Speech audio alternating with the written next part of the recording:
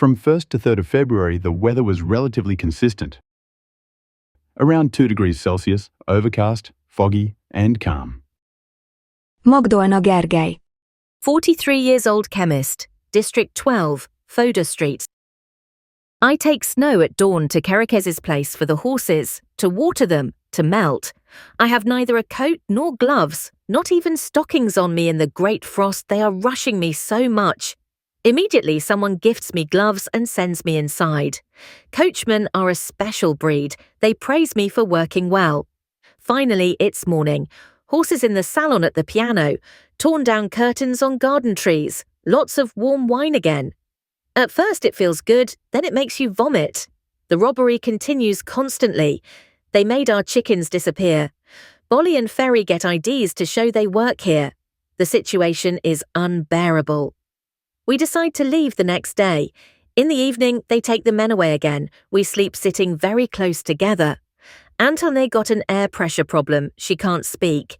Victor and Sergeant, who has a cold. I manage to stop them. Margit, Napo and I get diarrhea. All night we run out in front of the boiler room into the frost, through the masses of Russians walking in and out and lying around everywhere. Everything is covered in a sea of shit. Captive Germans, horses, Russians, us, water shortage, unimaginable situation. The whole garden is ruins and all manure. Lux Gyula, 60 years old college teacher. District 12. I thought we had already passed the peak of the scale of suffering, but I was wrong, because what we had to endure today surpasses all imagination. The artillery duel started around 8 o'clock today as well. The fighting began with such intensity as never before. The ground and our house with it were shaking. Shrapnel was hitting the walls, and a few direct hits struck our house again. At 8:45, the infantry attack began. Terrible machine gun fire could be heard from Orban Square. The artillery paused for a moment, then resumed firing. The Katyushas also spoke up, showering the whole area with their shells. We, Mom and I, huddled together, waiting for what our fate would be. The women were crying and wailing. Everyone, thinking of their final hour, awaited what was to come. It is 10 o'clock. The artillery fire has subsided, but the rifle fire continues.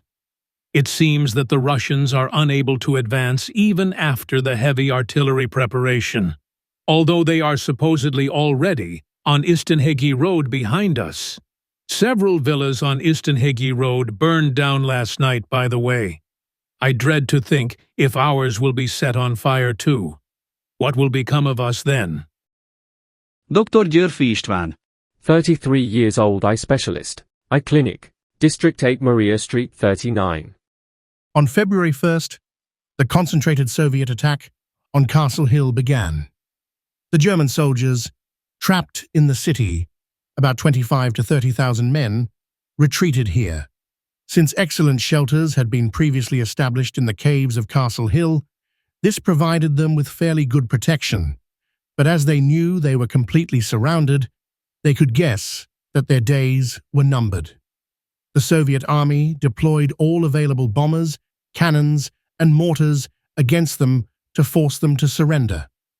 As a result of this artillery barrage, presumably from incendiary bombs, the royal palace caught fire and burned for about a week with huge flames of 15 to 20 meters.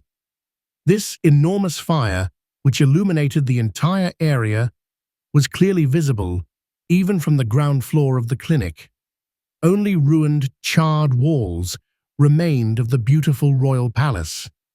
A few days after the fall of the pest side, we noticed that there was again greater Soviet movement in the clinic garden. Several military cars and jeeps appeared. They began to gather the passenger cars stored on the site.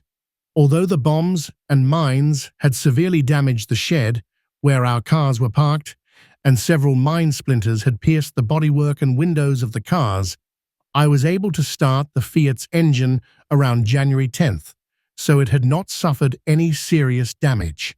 Since some of the clinicians had removed the wheels from their cars or taken out the batteries to prevent them from being driven away, the Russian soldiers brought all of this with them, and thus were able to make some of the cars operational. The rest were towed away by truck, tied together like a train. László Zolnai, 28 years old, archaeologist, historian, District 2, Xerox Street. I pulled myself together. I put on a pair of long and warm ski pants over my boots, slipped into my old Loden coat, and set off towards Rozsadom. I walked along Pasheretti Road, undisturbed. Then through Garage Street to Marcibani Square. Nobody stopped me, and I got used to the shelling with some strange fatalism. It was also good that Vera didn't take a sentimental farewell from me, nor did my mother, although the other refugees living there tried to dissuade me from this foolish undertaking. On Marcibani Square, there were Soviet artillerymen. Their cannons were at the mouths of Lovio-Haz Street and Kaleti Karoy Street, barrels facing towards Margit Boulevard, the front. There was lively mortar fire here, but these Russian cannons weren't working at the moment. I nodded to the soldiers and indicated that I wanted to go towards Rozsadom. They let me go indifferently. Eventually, I reached the wall of the Lanyis Villa's garden. 2 houses down, a 2-horse carriage stood. 2 Russian soldiers were feeding their horses. They didn't speak to me, and a little further up, I reached my destination. I didn't have to open the dovecote-like garden gate of 15 Adiendre Street, where I had often escorted Vera in the past, taking sensitive, long farewells from her.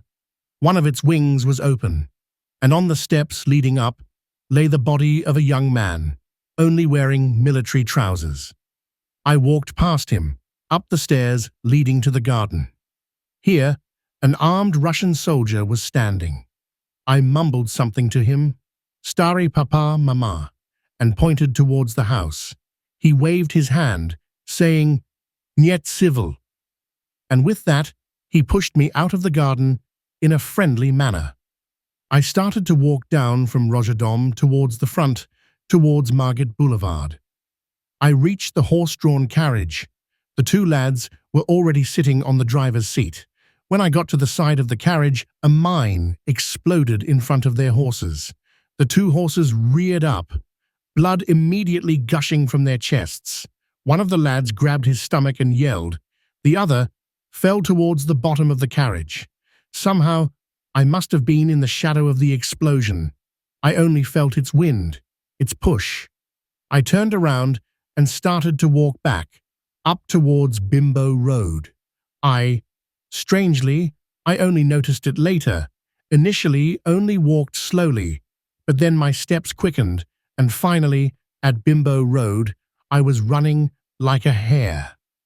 Although there was no sign of any more mine impacts, it seems I started to get scared later.